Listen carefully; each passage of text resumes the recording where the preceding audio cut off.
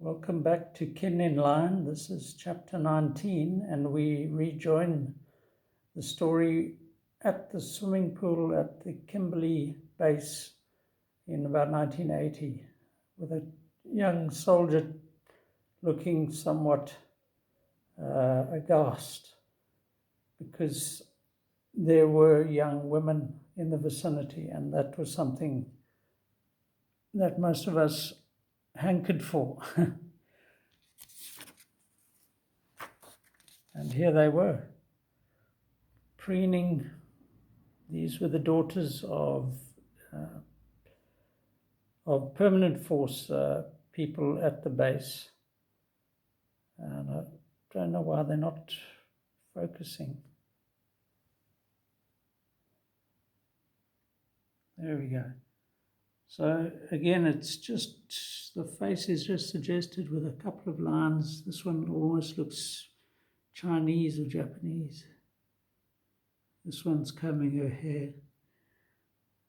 I don't know about you, but I quite enjoy this shorthand type of drawing. It's capturing a moment in time.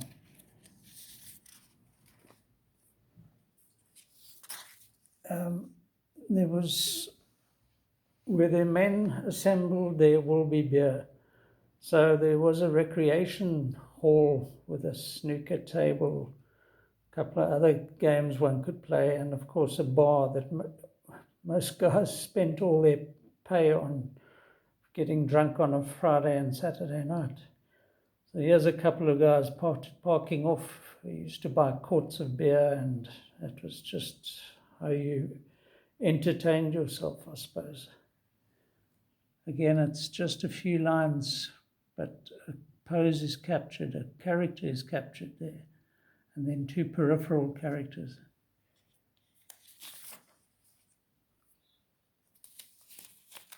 As I said, there was snooker, and so in a couple of lines I've sort of captured the sport of snooker.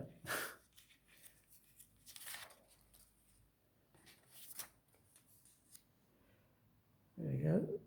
Unmistakably, a guy bent over, bum in the air, trying to hit a ball with a stick. Cue.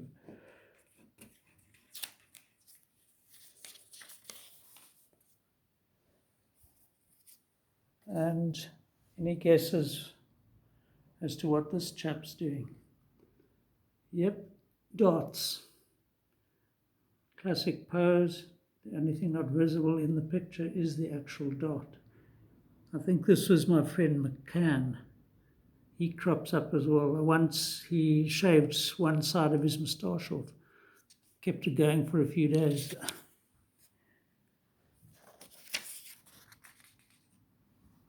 Now we've got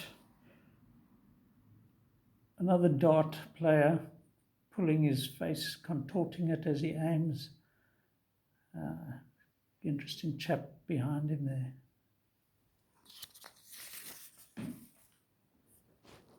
And speaking of snooker cues,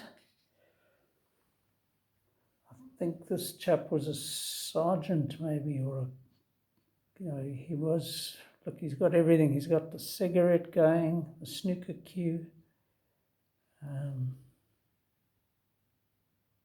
and quite an interesting drawing. It's not even trying to be naturalistic, but it sort of succeeds in capturing the character.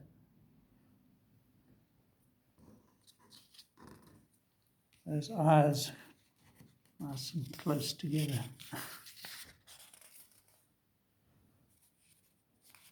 And I even managed to get like a scrapbook, which gave me a lot more space to draw.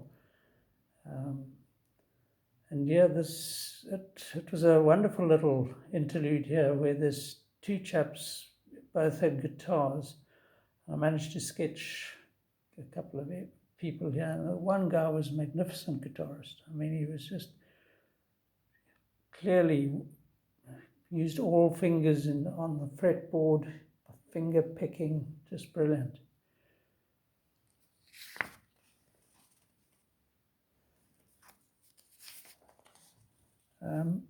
So I also, as I mentioned early on in this thing, the other side to my art is what comes out of the imagination, and here I was trying, I think, to capture the sense of what it's like to be trapped in the military. You're basically a captive, you're a prisoner, really. We were essentially prisoners of the system.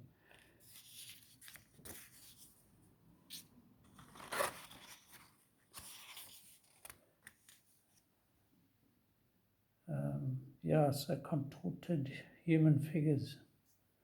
That was us. Yeah, I did a more realistic sort of interpretation of being a handcuffed prisoner. I don't know if this was ever meant to symbolize being in the army, but I guess it came out of a military conscript's mind. So.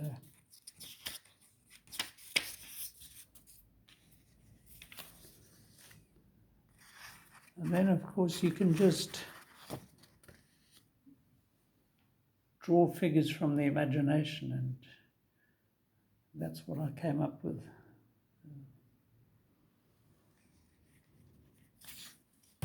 Likewise here. So long as one was drawing, it didn't matter, even if it wasn't from life. This is still quite an interesting drawing, I think.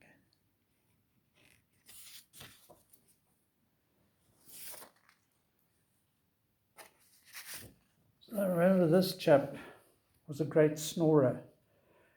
And here I put a little sound, noise bubble, speech bubble of the sound he made, gadoing, gadoing, as he snored away there. I can't remember his name, but clearly I think we were in a smaller bungalow, about 8 or 10 of us, and he was one of them. It was towards the end of our sentence.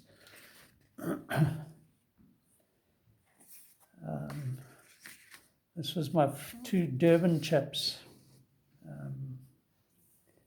eating spun speck, which is a South African word for a kind of, what is it?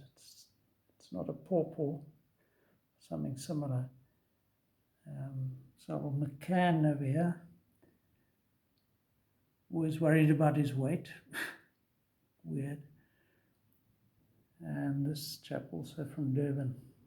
I sort of hung out with the Durban people who were, they sort of formed a little English-speaking group.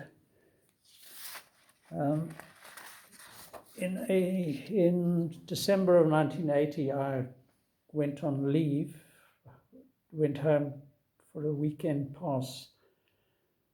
And as this thing starts focusing, I'll try and explain. And while I was there at home, my one eye started closing completely. And it was, I wasn't sure what it was, but just swelled up and a rash formed. So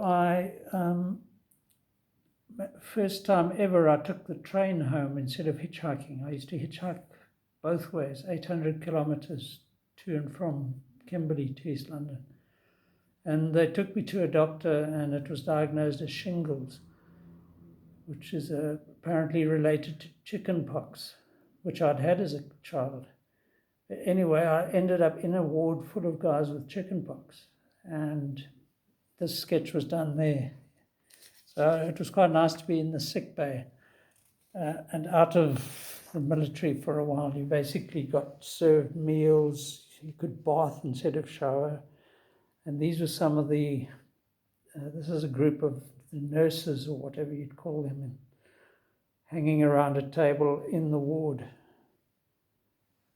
Again, look at this chap's profile. These are, to my mind, this is drawing. This is interesting drawing. It's not static, it's alive.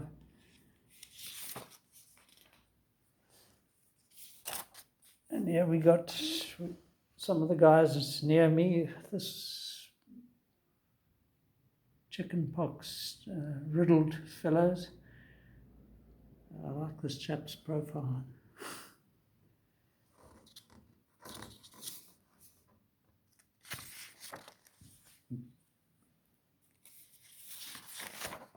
more nurse types figures, male nurses.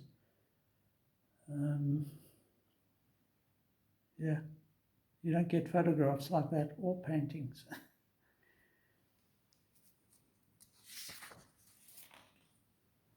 There is a typical nurse, female actually.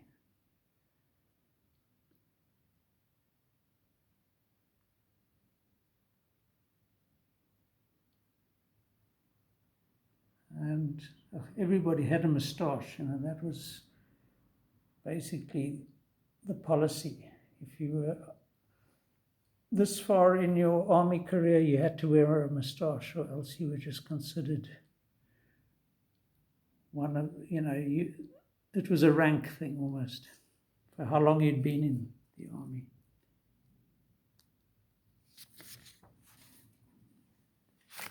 And this guy was just across from me, another chicken pox guy. So I used some various colors here, and I think I captured it quite nicely with a fan and him reading. It was one of my nicer, considering I was only using one eye at this time. That same guy sitting up and playing, making a jigsaw puzzle. Can't remember ever talking to him actually. But he was nearby, so he couldn't avoid being drawn. And here he's, I think, making his puzzle on one of those things that they put over hospital beds. Yeah, I think I'm going to have to leave it for now. Till next time, cheers.